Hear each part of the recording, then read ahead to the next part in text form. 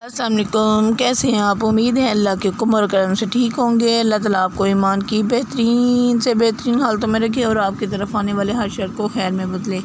آج کا ہمارا ٹاپک ہے ڈرنا۔ کس سے کیوں ڈرتے ہو؟ میری بات مانو، سنو، ڈرو مت، کچھ نہیں ہوگا۔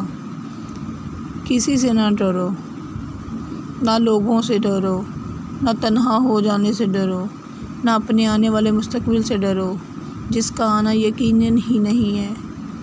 جو ہمارے دلوں میں شیطان وسوسے ڈالتا ہے، یہ ہو جائے گا، وہ ہو جائے گا، چھوڑ دو، سب کچھ اللہ پر چھوڑ دو۔ یہ شیطان ہی ہے جو ہمیں ڈراتا ہے تاکہ تم کم ہمت ہو جاؤ، تاکہ تم رب کی نہ مان سکو، تاکہ تم اس کی راہ پر چل نہ سکو۔ اللہ کا جو حکم بھی مانتا ہے وہ نڈر ہو کر مان لو۔ جو بھی اللہ حکم دیتا ہے اس کو ہمت اور حوصلے سے مانو۔ وہ جہانوں کا رب ہے، وہ سب کو پالنے والا ہے کہ اپنے ماننے والوں کو وہ یوں ہی تنہا دنیا والوں کے رحم و کرم پر چھوڑ دے گا؟ کبھی نہیں، ہرگز نہیں۔ اللہ ایسا نہیں کرے گا۔ اللہ تو بہت رحیم اور کریم ہے، وہ رحم کرنے والا ہے، کرم کرنے والا ہے، وہ گناہوں کو معاف کرنے والا ہے، چاہے صغیرہ ہے کبیرہ ہے۔ تو اسی لیے اللہ کے ماننے والے ڈرتے نہیں ہیں، نہ کبھی پچھتاتے ہیں۔ اللہ تو رحیم ہے۔ اللہ تو کہتا ہے بندے تم مجھ سے مانگ، میں تمہیں دوں گا۔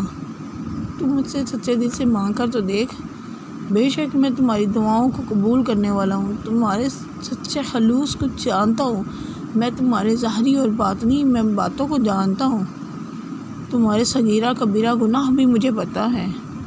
تو اسی لیے اللہ سے مانگیں، اللہ سے ڈریں۔ جو کچھ بھی ہمارے آپ کے دلوں میں وسوسے ہیں تو جائے نماز بچھائیں، اللہ کے سامنے کریں۔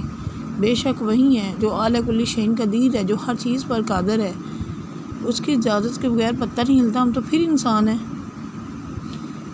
اللہ سے دعا ہے کہ ہمارا خاتمہ ایمان پر ہو اور ہمیں ایمان کی حالتوں میں اس جہان فانی سے لے کر جائیں۔